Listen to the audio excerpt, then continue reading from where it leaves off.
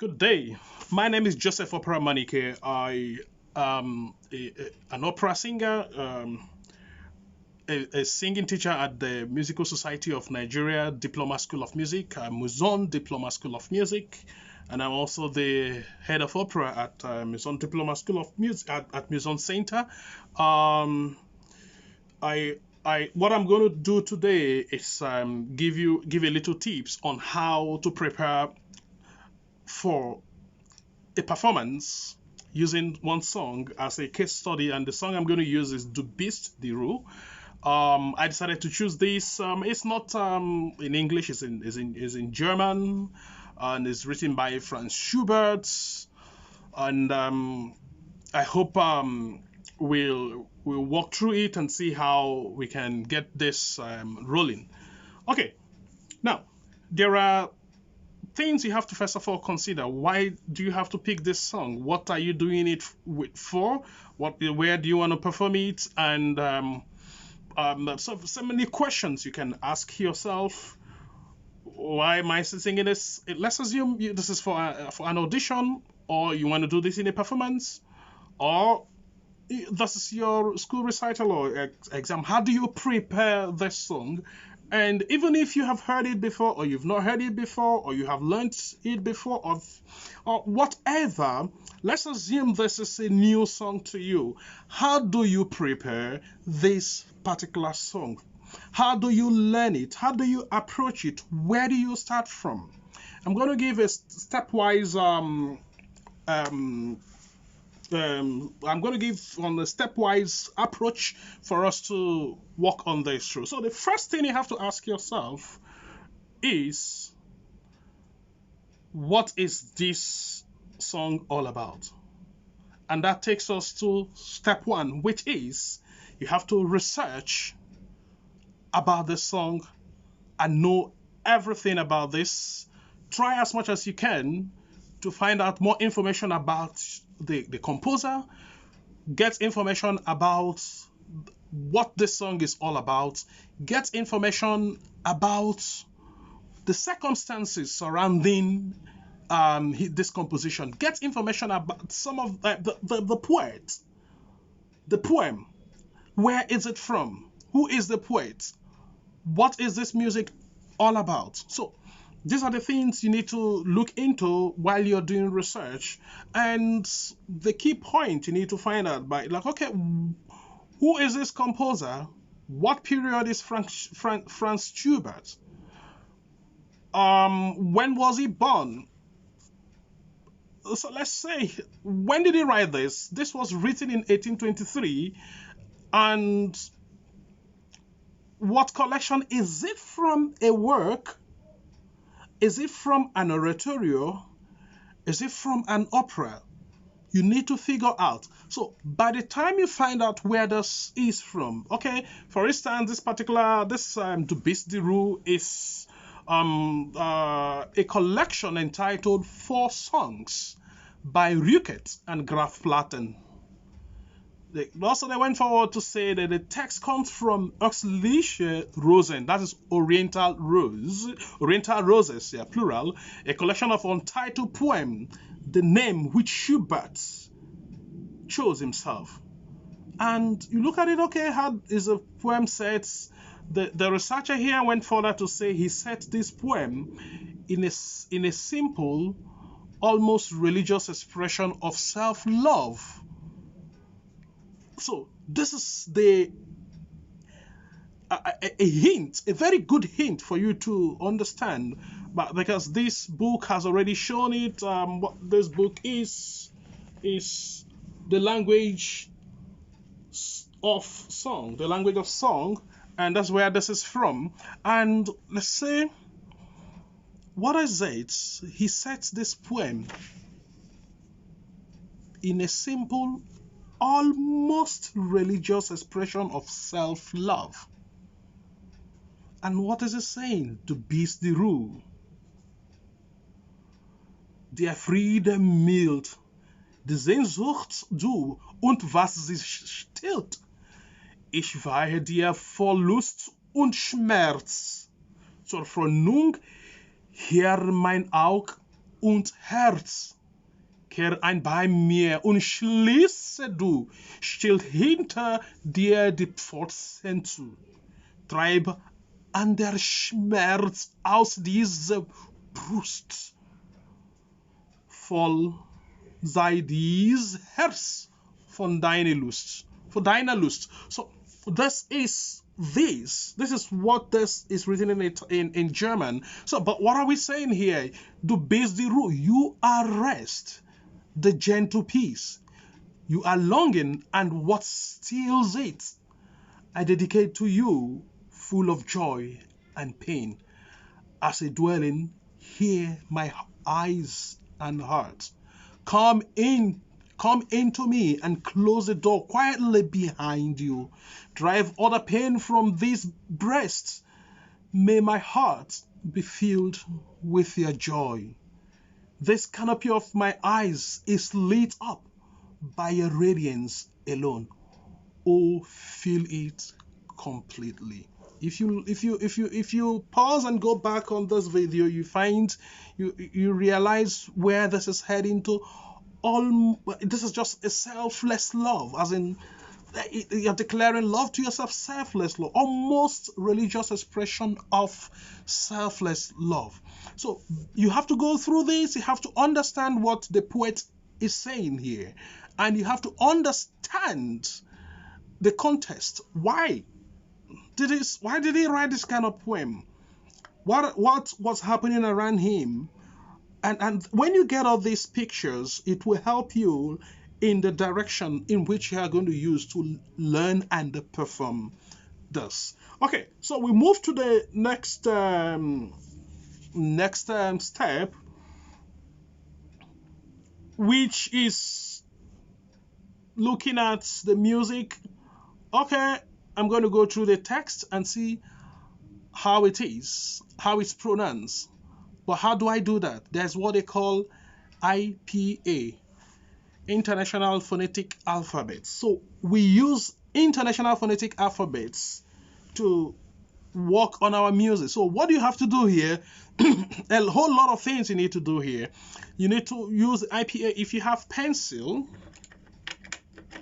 this is very important. You use your pencil and mark the IPA. If you don't have the IPA, there are some websites that you can get IPA. The one I know is ipasource.com. You can find a way around it and get that and buy the IPA. But this book, which I have in front of me here, the language of song, has already given IPA of this song. So it's important to have idea of how the IPA look like, and this is how it looks like. Okay, so by the time you mark up this IPA, you need to also check where are the accents. It's because it's in the IPA, it's written there, and you have something like a mark somewhere showing you this is the accent. This is the syllables that has the accent of every word. If it is if it's just one syllable in a word, in a word, then that's fine. But when it is 2 syllables, 3 syllables, or more than that, there should be one that carries the accent. So the IPA shows you all those things. So we are going to look more about that deeply in another video to see how we can work around that. But after doing this IPA markup on your music and writing out the IPA, the next thing you have to think about is also the translation. You have done the marking out or writing out the IPA with your pencil on your music, then you use the same pencil, any other pencil, not necessarily the same pencil, but you use a pencil to write the translation on the music. And for me, sometimes I write the translations. If there are spaces to write the translation under the music, I write it. If they are not, I write it on top of the stuff. So that will help me to understand what this translation is. Apart from writing this translation, then you also need to understand this. You need to know what it is. If they ask you what is du bist die Ruhe, you need to just say it immediately. Du bist die Ruhe. You are the rest. But when we translate it in English, we say you are rest, because of German language. German nouns always carry articles along with them, and there's the I say der, die, das, then they have den, they have dem. There are several articles depending on the case in which you are working on. Okay, so you write this translation down on your music, like I have shown you before. So you need to now, the next step is study. Like I study, know every meaning of every word, mark your thought changes. By the time you know the meaning of what you're singing, you know, okay, here in this case, this is where I am going to have, okay, a thought change. What do I mean by thought change? It's majorly comes out for us as singers when we see the word but, B-U-T. When we see that word, you are like, oh my God. But the thought changes are when somebody is moving from one meaning or one expression of feeling to the next expression of feeling. You don't dwell on the same way you say this is not the same way you're going to say this. But they have to be linked. So you have to mark that on your score, and that will help you on the expression. That will help you on your expression. It's seriously your phrasing and your expression. It helps a lot. Then you can also mark your dynamics as the next step. You can mark your dynamics on the music. If it doesn't have dynamics, there are some period they don't really write so much dynamics on it. You just put your dynamics by yourself. Okay. And the dynamics, you don't just write dynamics. You also have to consider the mood of the music, or the phrase of the music you're singing. You have to also consider the grammatical phrase. So you don't just put dynamics anywhere you see. And also think about when you're saying one word twice, to emphasize on it. You know what to do. You don't say it the same way. Okay, then there's this many people don't like doing. Read the text, the original text. In this case, we're using the Bis die Ruhe by Franz Schubert. You write the original text. You read the original text on the rhythm of the music. So you can decide to add a dynamics while you're doing that. So in this case, the music goes tam ta, chan cha, cha cha cha cha. Okay, so in this case, what I'm going to do is du bist die Ruhe, der Friede mild, die Sehnsucht du, und was sie stillt.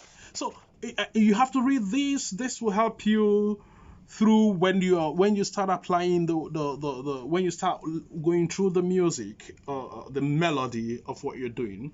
Then it's also important for you. The next step is also important for you.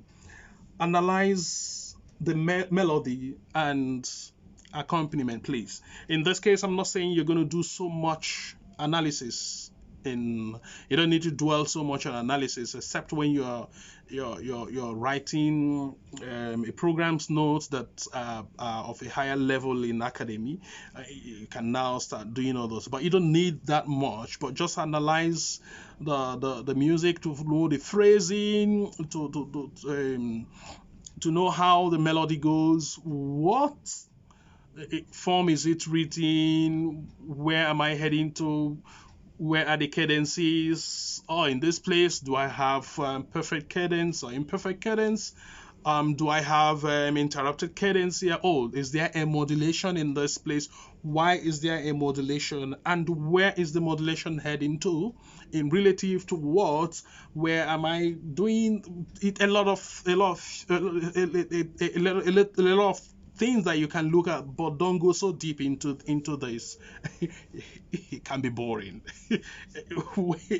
You get tired immediately, but just do a little bit of it. Just understand where the music is heading to and where what am I supposed to do.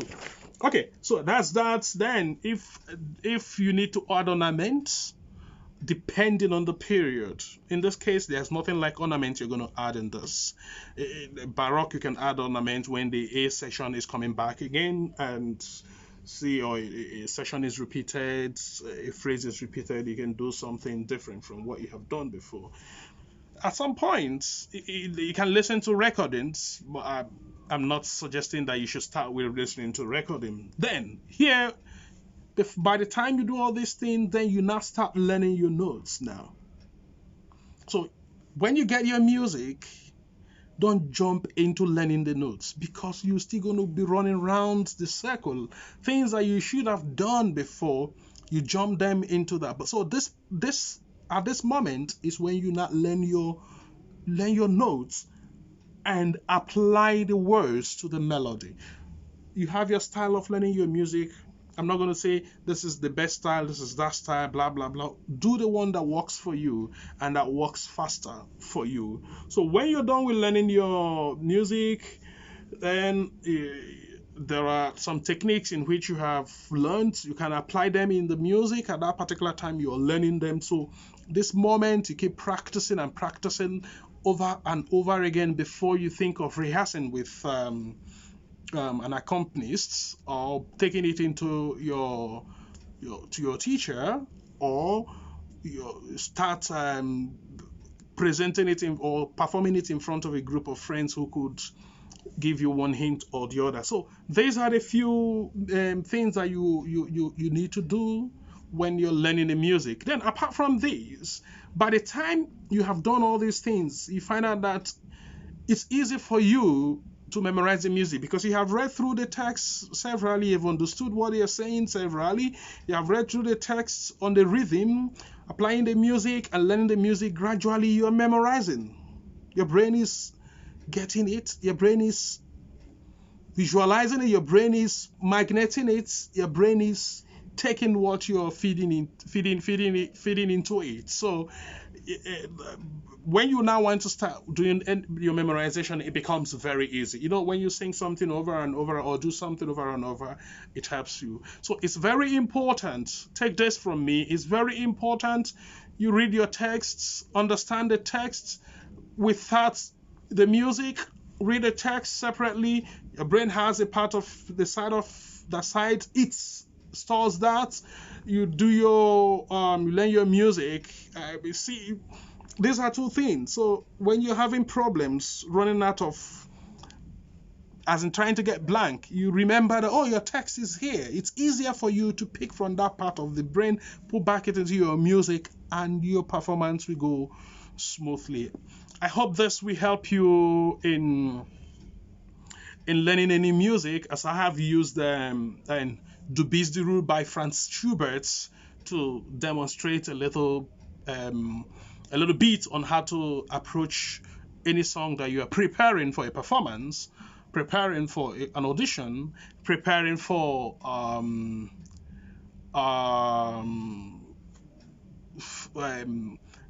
concerts. So whichever one you're preparing for, this might help you. Okay, thank you so much for this, and do not forget to subscribe to my channel. Have a lovely day.